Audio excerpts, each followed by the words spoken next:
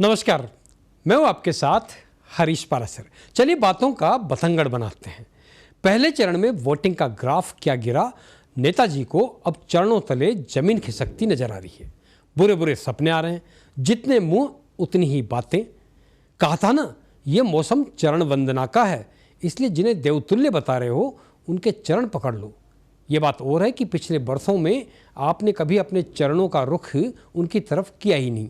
सारा जो जोर है वो आकाओं के चरण चुंबन में लगा रहा। झाड़ फटकार से रुआ से नेताजी बोले, तो कौन सी कसर रखी थी हमने, बस चरणामृत ही तो नहीं चखा। वोटर बूथ में चरण भी नहीं धरेंगे, इतना पता होता तो यह भी कर लेते। हम तो पहले से ही कह रहे थे 7 चरण लंबे हो जाएंगे। अब 4 जून तक सांसें ऊपर नीचे ही होंगी। क्यों, 7 में क्या बुराई है?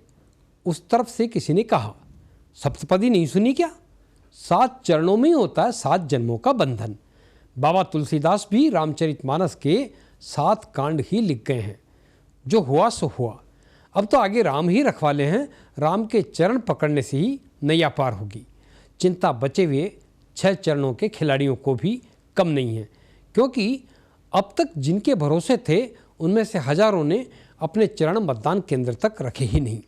रह रहकर याद आ रहा है, चरणों में सोने की जूतियां पहने खुद को बादशाह समझ बैठे थे।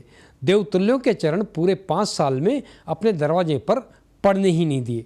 बेरोजगारी और भ्रष्टाचार से लड़ते लड़ते उनकी तो चरणों की जूतियां ही चटक गई। खूब वादे भी किए, गारंटियां भी दी। बस दिलासा भरी सोच जो है यही उम्मीद जगा रही है कि ज़्यादा से ज़्यादा जीत का अंतर कम हो जाएगा, झंडा हमारा ही फहरेगा।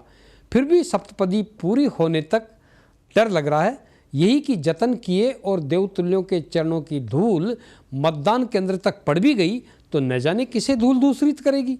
इसलिए जो हाथ पर हाथ धरे बैठे हैं उन्हें हवा का रुख बदलने की उम्मीद लगी है। बतंगड़ में इतना ही, मुझे दीजिए इजाज़त। नमस्कार।